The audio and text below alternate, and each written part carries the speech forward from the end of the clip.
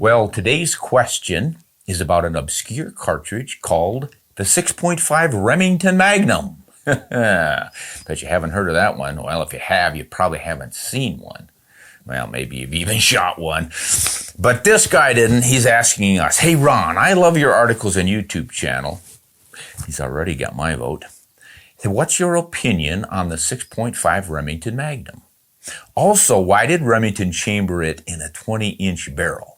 I'm thinking a 6.5 Rem Mag in a 24-inch barrel would smoke all the 264 contenders even today. What do you think? Well, I think it's coming a lot closer than a lot of folks might imagine, but it sure didn't do it back when it came out, 1966. This is the era of the Rolling Stones and the Beatles and the Dave Clark Five and all the English invasion and pop music. Remember those times? Well, there weren't very many 6.5 cartridges in the United States of America at the time. There were a lot of them in militaries around the world, but they just weren't popular here. One of the better known was the 6.5 by 55 Swede. That had been in the Norwegian countries and in their armies since about 1893. I think it came out in 92 and they adopted it in 93 or 94. So that one was a little bit known. Some of the other military ones that were known was the 6.5 Arisaka. That was in the Japanese rifles. So a lot of the soldiers after World War II came home with those and you actually used them for hunting. Similarly, the Italian Carcano 6.5 and the Mannlicher Schonauer. That was probably one of the better well-known ones because it was used by quite a few hunters in Africa. And I think Bell even used one for a time on his elephant hunts. Commercial ivory hunting with a 6.5 that was even weaker than the 6.5 Creedmoor. I think he shot 156 grain solids with that and took about 300 elephants. So the 6.5s were around, they just weren't being sold much as sporting cartridges in the U.S. Well, Winchester came out in 58 with the 264 Winchester Magnum. And that thing looked like it was going to start the prairies on fire. It was screaming at about 3,150 feet per second or so with a 140 grain bullet. And it was getting to be really popular until rumors started that it was burning out barrels.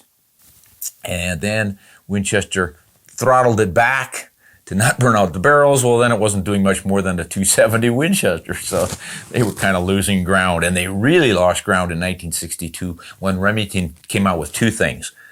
The Model 700 rifle, which sold for a lot less than the Model 70 Winchester did, and the 7mm Remington Magnum, which was built on the same belted case, almost identical dimensions to the 264 Win, but of course, it was shooting 7mm bullets, 0.284-inch diameter, and you could get them up to 175 grains. Man, guys looked at that and said, elk, moose, that'll do everything. So the 264 sort of withered on the vine. That was 1962-ish, 3-ish. And nothing much happened till 1966. Remington decided, well, let's give ourselves a little shot at this 6.5. We're going to do something different.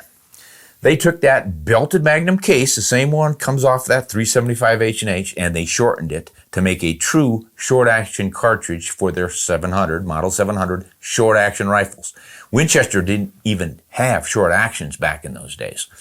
So Remington thought maybe it had a jump on Winchester with that idea. So it was going to be quick, short, efficient. You could use it in the woods for hunting deer, maybe take it out elk hunting in the thick forests. You could shoot the lighter bullets really, really fast, or the heavy ones if you wanted to. You just had more options. But, as this gentleman suggested, why did they put it in a 20-inch barrel? They didn't even put it in a 20-inch barrel. When it first came out in the Model 600, it had an 18.5-inch barrel. Ouch. Can you imagine the muzzle blast of something like that? So they shot themselves in the foot with this. Now later, I don't know how many years later, but a few years later, they started a new model they called the Model 660, and that one did have the 20-inch barrel. Helped a little bit, but not enough. What they really needed was a 24-inch barrel to burn that powder efficiently and really get their velocities up. And they did do that with the Model 700. They built a full-size rifle, 24-inch barrel, but by then, it was pretty much too late. People just were not tumbling to that 6.5. in any shape or form. So it withered on the vine and soon disappeared. Remington came out with that. They tried to revive it a little bit back around 2004, I think it was. They had a rifle that was reminiscent of that old Mohawk Model 600, 660.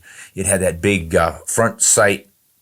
It was like a shark's tooth or a fin sticking up on a shark. Great big thing. It's kind of got in the way. Yeah, it looked cool for people who like that look. But those rifles also had funny handles on the bolt. They went back in kind of a double dog leg, weird looking things. I'm imagining that they were trying to catch people's eye and their attention, but didn't seem to work all that well. Some people loved them. But, the other cartridge that was short like that was the 350 Remington Magnum. In fact, that's what started this one. They took that 350 Remington Magnum, same sort of operation, same basic rifles, the Model 600, short barrels and all. But that one made a little more sense because at least you had the bullet diameter. For close woods hunting for elk, that got fairly popular. But that 6.5 with that skinny little .264 inch diameter bullet just wasn't cutting it. Now, let's just consider what that short barrel would look like. So here would have been the Winchester. Now, this is not obviously a .264 Winchester. It's a 22-250 Weatherby, but it does have a 24-inch barrel. Now, that Winchester initially came out with a 26-inch barrel. So they were playing it right to maximize the velocity potential of that one. Now, let's compare it to a 20-inch barrel on this. This is a Mossberg. I want to line these boys up so there you can see the difference. Just from 24 down to 20. Imagine 18 and a half compared to 26. And those were the two options in 6.5s in the US of A back then. So, people were confused and they didn't necessarily want to tramp around with a 26-inch barrel, but they sure didn't want to shoot a big Magnum cartridge like that with a 18 and a half inch barrel. So those are some of the reasons it didn't do all that well. Now, what about his contention that it might smoke all the 264s today? Well, he's not so far off. You use modern powders, load it to its full capacity, and this thing comes awfully close to some of the best 6.5s today, and it beats a lot of them. It even comes close to this much larger 264 Win Mag, according to the handloading manuals. So I checked a Speer, an Hornady, and an Nosler. Speer, top load with a 140 grain bullet was about 2760 or so. Hornady got it up to 2900. These are all with 24-inch barrels. Nosler got it going 3,064 feet per second. So the pressures that this thing is designed for, its SAMI spec on chamber pressure is 63,100 PSI. So that's right up there. There's a couple at 65,000, like a 22-250 and a 270 and a 300 Win Mag and a few others. But 63 is not far off. So you're getting plenty of pressure in that. You ought to be able to get some pretty good velocities, and I think that's what's happening in some of those hand loads that they're concocting. But factory loads, you can't even find it. I suspect Remington sometimes loads it, or at least used to, but it's pretty much obsolete. No one chambers for it anymore.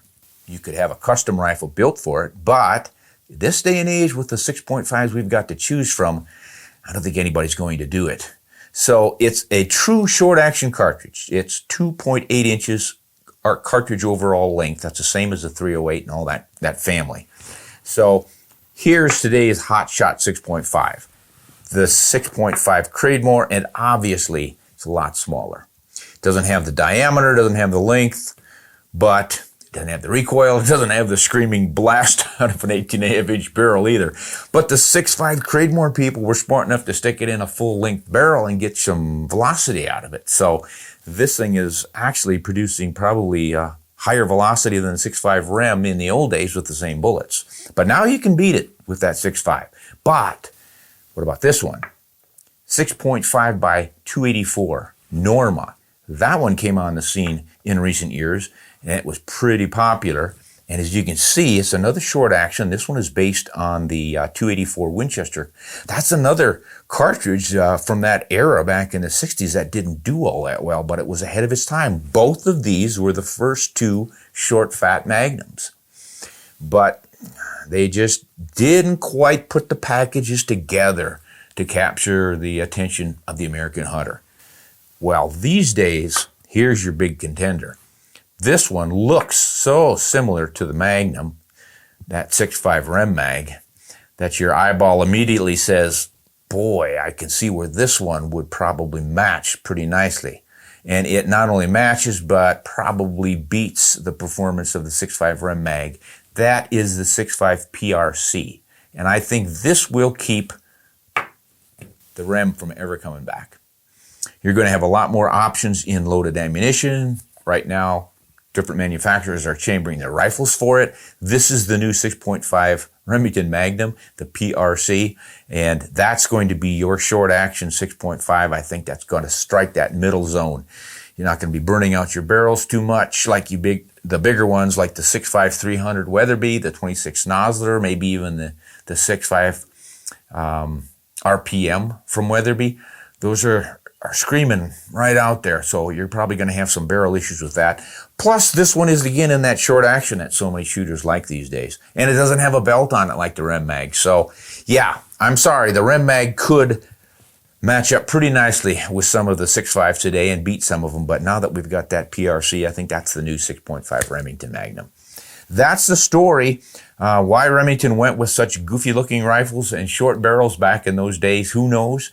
You know, it was a trendy time. We had a lot of goofy fashion things going on. Twiggy was running around with hardly any meat on her bones, and and we were having some pretty funny colored shag rugs, as I remember, too. So it fit right in with the 60s, but it didn't fit into the woods. That's the 6.5 Rem mag. Thanks for watching, guys. If you get a chance, join us on Patreon. We'd sure appreciate it. Our patrons help us produce these videos, and we answer their questions first. So if you get a chance to ask us any questions, you can go to Ron Spomer, outdoors.com, our website, and there's a space on there where you can send us a question. Or if you happen to scrounge up my email somewhere, you could try that. But our patrons are first in line, and when you get a good question from one of those guys, we're going to be right back to answer that on the next episode of Ron Spomer Answers Questions. On honest, shoot straight, guys, and gals, and women, and boys and girls, and dogs, and cats, and finches.